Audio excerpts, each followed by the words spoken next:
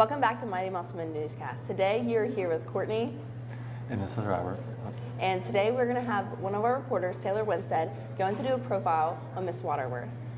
I'm Taylor Winstead, and I'm here with Miss Waterworth. So how are you today? I'm just great. Yeah. Living de vida loca. All right, gotcha. So have you always lived around the area? And if not, where have you lived before? No. I moved to South Berkeley in March of 1990. Those of you who can do arithmetic, you know I've been here for 33 years.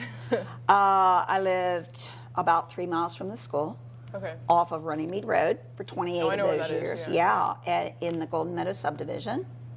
And then I sold my place and I moved up to Falling Waters to Brookfield subdivision. So, but I'm still in the county. So yeah, I'm originally from Baltimore County in Maryland, and I've lived kind of different places in my adult life because I've done other things besides teaching. So, oh, really? Yeah. So then what have you done besides teaching? I walked into that one? I did. I lived in California for about 4 years in my early 20s, and I worked in business at a wholesale food distributorship with inventory and whatnot. Moved back to Baltimore, worked at Liberty Mutual Insurance Company for, re-upped my application with Baltimore County Schools. Taught at Baltimore County a couple years, got remarried, lived in Montgomery County, Maryland, taught in Montgomery County, Maryland for a few years, and then we moved here. Nice, and I've been at, this is my 31st year at Musselman High School. Oh, I've been here a long time. Yeah. This is your teacher. Way back when. I have more pictures of him. He gave me a bunch. Over on my board. Yeah. So, I've been around for a while. Yeah, well, that's really cool. We got a little history. You did. Yeah, we did. So how long have you been teaching in general then? Like besides just here? Since, like how many years? Yeah, Long time. I'm old as dirt. Long time. So what made you want to teach? I fell into it. Yeah. Literally. Yeah. I had a double major in college for school and community health. So I did an internship at Planned Parenthood in Baltimore City and worked right after I got out of college for them at Towson University campus in Baltimore County. And also did my student teaching in an inner city, Baltimore City High School. And one of my dear friends' mom was a lab aide in Baltimore County. When I say lab aide, I mean that was her paid full-time job. And she would she's a former biology teacher from Pennsylvania. And she would set up labs for the teachers and all kinds of order inventory. And she had a close relationship with Muckety Mucks from the Baltimore County Board of Education. And so I ended up in Baltimore County through Mrs. Patterson. So I'd say I just kind of fell into it. Yeah.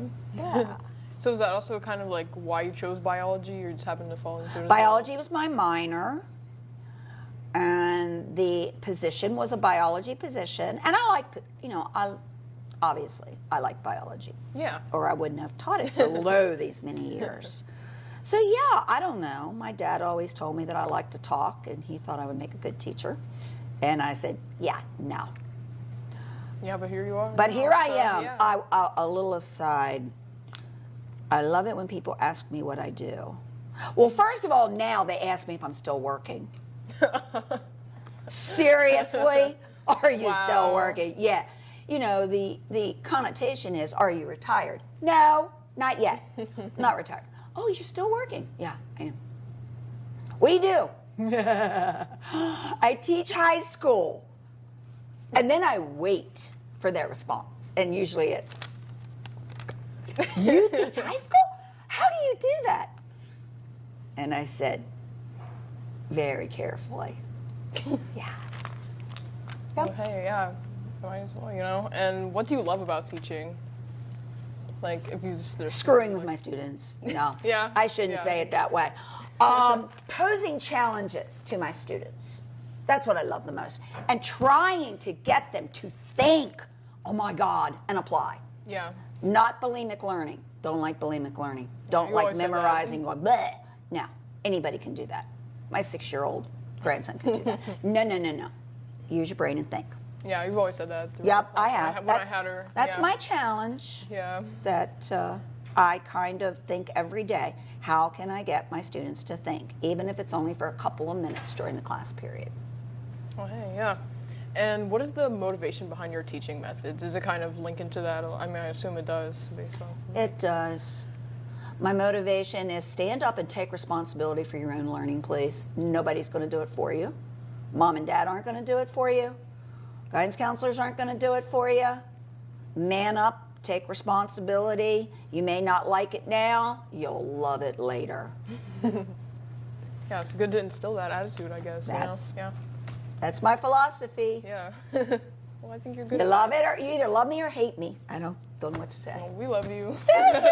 You're welcome. Thank you. So I guess it's a lot different teaching here than in Baltimore, right? So would Yeah. you say anything about that? Like, Well, I haven't been over in Montgomery County for 33 years, and it's been longer than that for Baltimore County. Yeah. Yeah. It's the different, but it's the same. I mean, it's more urban over there, but a 10th grader is a 10th grader is a 10th grader is a 10th grader. You know, no matter where you are. We still have a little bit of the shades of South Berkeley here. You know, it's still a little more agrarian, still a little bit more country than, you know, where I started. And I think that's still somewhat, you know, you have a lot of families that have lived here forever. They've never lived anywhere else. And of course, I still see this with what I call my legacy students. I'm getting more and more students each year that are the children where I taught their parents, not the grandparents, parents, taught the parents. Yeah, she had to make sure you know. And you're less likely to get that over in Maryland schools because they just move more often. Yeah, that makes sense. Yeah. That's an interesting thing to think about. I never really thought about that. Yeah. I wanted to ask, has anything is Baltimore more intense as a school district in the matter of safety than here? I don't know because I'm the year's distance from that. I'm sure they're worried about it. Obviously, I'm sure they've got plans in place. I just can't speak to it in really specifics. Yeah. Because, I mean, my sister-in-law is a Baltimore County bus driver in the northern part of the county, which is a lot different in and of itself than the eastern and the southern part, which is right at the city. You know, I did not grow up in the city. I grew up in the county, which back in the day when I was little was a lot like Berkeley County. Of course, it has built up tremendously over the years. But, you know, I think we all have the same problems. All have the same praises. We have all the same joys. We all have the same concerns. I don't care where you live in this country. Yeah. It boils down to be the same thing. It really does.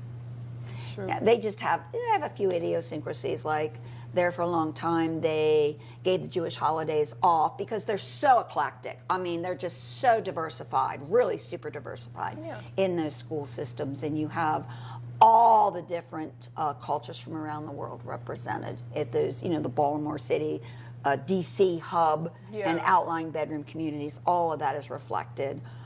So they tend to be super multicultural in everything they do, which we've not really needed to seize the opportunity for that here, at least not yet. Yeah. I'm not saying it's good, bad, or indifferent. It's just that's kind of the happen chance of it. Yeah, and I can see how, like, coming from there and being here, you can definitely have a good contrast, and that's why I like talking to It teachers, is. seeing their viewpoints. Musselman High School is definitely a bubble. It really is. I say that in all the best ways. Definitely a little microcosm of happy, a microcosm of nice. I mean, I'm not sure that I would go to the high school that my sister-in-law drives for in the northern part of the county maybe, or some of the other places in Baltimore County, and have students so readily hold the door for you when you're coming up the steps. You're halfway up the steps, and they will stand there here in Musselman, and they will hold the door until you're through the door. You know, and if you Yeah. say thank you, they say you're welcome, they say please and thank you. My students will thank me for handing them a test. Still haven't gotten over that one. And I'm like, you're yeah, welcome. you're not going to be I'm thanking handing me. you a test and you're saying thank you. By the way, I love it. No, they're just everybody, the core of South Berkeley is still treat people like you want to be treated. Yeah, And I'm not that's a great sure that carries through in every single school district Yeah. where you might visit. So I think we're special. Yeah, I And agree. that- Like, I we're really pretty do. polite here Yep. in the climate of the school. And speaking of the climate of the school, Absolutely. how has it changed throughout the years, would you say? Is there any difference Whoa. between, like, a little bit Yeah, ago and now? yeah, How it so? has. It has. Your pep rallies rock, but ours back in the old school rocked more. How so? Literally, decibel wise, I think the old and still existing gym really rattled when we had a pep rally. And I'm not, age-wise, I'm one of the oldest employees here, but of course you've got Musselman graduates that teach here. Yeah. You know, noticed Mr. that. Keys and Miss Miller, and you've got people, Mr. Kane, and I could go on and on. Some of the slightly older ones. And they could really speak because they were students at the old building. I was a teacher at the old building. They were students Yeah. in the old building and came up through it grades 7 through 12, you know, and all of that. We were a much smaller school there. We had when we moved here in 1998 from the old building, I think there was about 800 kids total. And now there's, like, grades double 9 that, through 12. right? Now there's like 1,800 Yeah, it's like here. double. So we've really expanded. We've built more rooms since we first moved in 25 years ago. Faculty really notices that older faculty members, we had a smaller faculty because we needed a smaller faculty. So we were closer. You know, we saw each other more on a daily basis. That makes sense, yeah. And I've had And we're teachers more that are like- spread out now. We don't see each other as often. We don't get to know the newer teachers quite as well as we did. And my first 3 years at Musselman, I was teaching 9th grade science on a cart. I didn't Oh, really? I didn't have my own classroom. So I was in social studies classrooms. I taught environmental on top of sewing machines. That's crazy. Yeah. I was all over the place. I was only in a science room 2 out of 6 periods a day. So you had, like, different classrooms? I for was in. each I had to day. invade other teachers' classrooms. Yes. And then my 4th year, starting my 4th year in the old building, we had a biology teacher in the science department retire, and there was then a shifting of rooms, and then Yeah. I got a room. Yeah. Finally. Which was oh so helpful. Now I still had to clean up stuff when Inwood Performing Arts because they would do their the Nutcracker and things Yeah, like I that. remember that. They would do that, and they used my classroom as the primary dancer's dressing room. Oh. I was finding bobby pins and straight pins for like 3 weeks after. Yeah. So, like, I had a macromolecule lab set up one time around Thanksgiving, and I was driving home, and I remembered that they were going to be coming in like an hour and set up the dressing room, and I had all this stuff set around. I'm like, crap! And I jumped in the car, and I ran back over, and I could get in the side door with no biggie. I was creative like that. And I had to take everything and like put it on this huge cart and like shove it in a closet, which was my office, in the back of the room. So I had to like clear everything off and then go back in and like Sunday night before school on Monday morning and set it all back up. Man, So that would be so annoying. we were challenged as to space at that point in the old building. We were talking about doing Saturday school and having kids come Tuesday, Thursday, Saturday, Monday, Wednesday, Friday. We were looking at all kinds of solutions to the extreme overcrowding before the SBA finally consented to give some money towards building this school. Wow. Yeah, It's crazy it was it took that it was cray-cray. It was a crazy time. Yeah. That's great insight into, like, the Muslim history and stuff like that. Because I wouldn't have known that. We wouldn't have known that. You know what I mean? Well, even teaching parents, even parents that I taught were in this building. They weren't, you know, I can count 2 or 3 parents that I taught in the old building. The rest of them, current parents of students I have now, were beginning years of this building. Yeah. Okay. Yeah. All right. So there's more to teachers than just being a teacher. You know, they're also a person. So I always like to ask. We like, are. Yeah. Oh my God. We're that's so crazy. people. Yay. Yeah, but I always just like to try to highlight that in my interviews. So what are hobbies of yours that you'd like to do outside of school? Torment people. No. I'm kidding. I used to dance a lot. I used to dance and everything from square dancing to round dancing to hip hop to polka to waltz. I like cool. different community groups and stuff. Love to dance. I love to garden. I love plants. I don't really have any in here now. Are those fake ones over there? No, those are real. Those came from Miss Mock. The two in the red cups okay. are going to go to my grandkids. Oh, okay. Yeah, I just haven't taken them home to give them to McKenna and Callan, but I'm going to do that. Gotcha. They're babies from Miss Mock's. Okay. So would you say you're similar both inside and outside of school? I think so. Yeah. I'm a pain in the butt both inside and outside the school. Yeah, pretty consistent. Yeah. Well, okay. That's fair. That's fair. So, is there anything else you'd like to mention or talk about that we haven't talked about already? I don't think so. I think I've tried to give you guys a good reflective and current capsule You have, yeah. of this school and maybe one person's view of it and the before and the after and yeah. Yeah. Well, thank you so much for your time. You're welcome. This was a great interview. You're welcome. Yeah. Thank you. Okay. Go ahead. This is me. This is the quintessential. I had a student about 7, 8 years ago that did this for an AP Psych class as a project when Mr. Elliott was here. And Mr. Elliott made him bring me the pencil sketch and okay it before he colored it in because it looked kind of, you know, like witch light. And I thought it was great because I love being a pain in the butt. So, and my caveat in saying yes was, 1, I want to hear your presentation. 2, I want it when it's graded and finished. So, there you go. Nice. Yeah. Thanks, Taylor. And now we're going to go back to Taylor to do a room tour of Miss Cortez. I'm Taylor Winstead, and we're outside of Miss doing Cortez's room room. tours. So let's go in. Hello. How are you? Good, how are you? Good. We're just doing this thing where we tour teachers' rooms, basically, and so I'm going to ask you a few questions. Okay.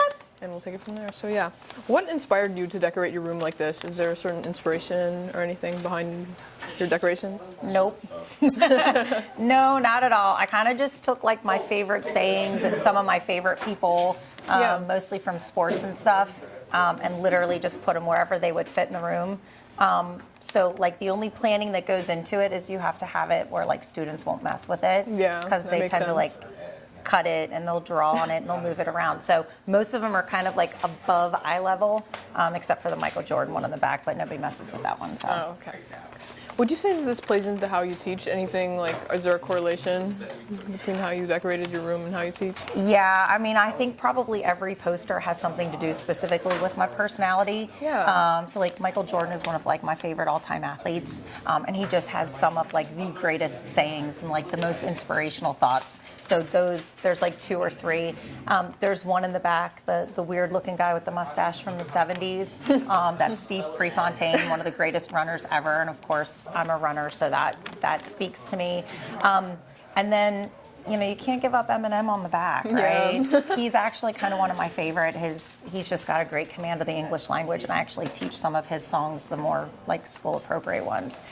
So cool, yeah, though. That's cool. absolutely. Like everything in here has something to do with like the core of my personality. Yeah, I see with like the quotes, I could definitely give some insight into who you are, you know what I mean? Yeah, So, absolutely, absolutely. So would you say you created this space in favor of students or yourself or a combination of that? Probably a combination of things. Obviously, they're the things that I like. Like any picture that's up, there's a couple of me, but a lot of them are like students. There's some notes in the back that just like remind me why I do this on the bad That's days. so sweet, yeah. But yeah, it's probably a combination of things. Yeah. I mean, I want the room to like appeal to the students. Too, I want them to see like people or see quotes that they know and that they respect and stuff like that. So it's a combination. Yeah, that's great. Does this style come from what you teach, or is it like personal? Oh, it could be it's both. definitely how I teach. Yeah. Yeah. Like yeah. your subject matter as in English? Yeah, absolutely, absolutely. The Wright brothers poster in the back. One of my favorite quotes: "Doubt kills more dreams than failure." Like I live that quote. It was a great book too, but it was really big. So most What book people is read it? It's called The Wright Brothers. Oh, okay. Sorry, It's called The Wright Brothers. It's about that big, so most people don't read it, but I like it. So yeah, a lot of this stuff is stuff that I teach actually. Oh, that's really cool. So, is there anything that's like personal to you, a special item you have in here, just like a keepsake, something like that? So maybe the picture of me skydiving in the back. Cool. To kind of remind people to take chances and challenge themselves and do something that scares you. Nice, nice. Let's see. So is there anything else you want to show off or talk about? No, I think we pretty much hit it all. I do have some like student stuff, like art that students have done in the past. So we've got like some like spray can art and some of the, what's it called, like drip paint art. So anything that looks like it was like done by hand, all of that stuff is done by students, and they let me keep it. So I like to decorate my room with that stuff too. Nice. All right, so thank you so much for your time. Sure. Thanks, Taylor. Now we have Amia, one of our reporters, going to do a interview and talk about the Veterans Day with Miss Beto. Hello everybody, and today I'm here with Miss Beto, who is holding an event from the Library Club about the veterans, for Veterans Day. Okay, for Veterans Day, the Library Club sponsors, for now, we have been doing the showcase out here outside the library. And we just asked Musselman High School students and staff to send in pictures of veterans that they would like to have honored here in our showcase.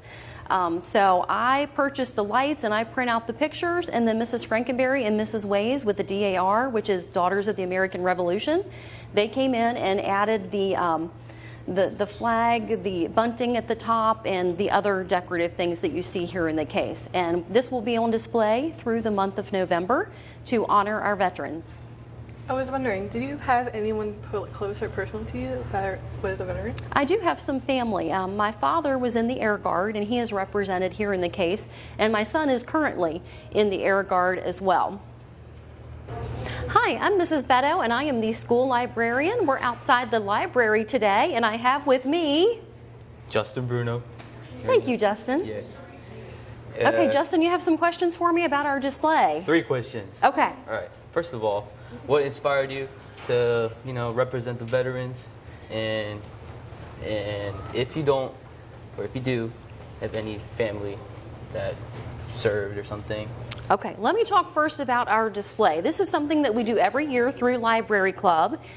So Library Club sponsors it, and also DAR. So if you do not know what DAR is, it's Daughters of the American Revolution, and it is Mrs. Frankenberry and Margie Ways. They come in and they have, they did the background of the display, and I purchased the lights, and I have printed out the pictures of all the veterans to put in here. Okay, Justin asked if I have anybody in my family that's in the military. Actually, there goes Miss Rubenthal, and her husband is also here. Her husband's in the Guard. So thank you to your husband, Miss Rubenthal. And my son is represented in here. My son is in the Guard, and also my father is in this case because he was in the Guard as well. All right. 3rd question. Okay. If I were to go there, would you put me on that wall? Sure. Yes, definitely. We are very proud of all of our service members, all those that are in the military serving in any branch, active duty or in the Guard, anywhere, because they protect all of our freedoms. So thank you. Okay. Thanks, Mia. And now we're going to look at Slammer of the Week with Mr. Metz. Okay. I'm Taylor Winstead, and we're here with Mr. Metz for Slay of the Week. So, how do you feel about being Slay of the Week? Feels great. I'm very honored. Nice outfit, yeah. Thank you. Thank you very much. Yeah. So that's it. That's Slay of the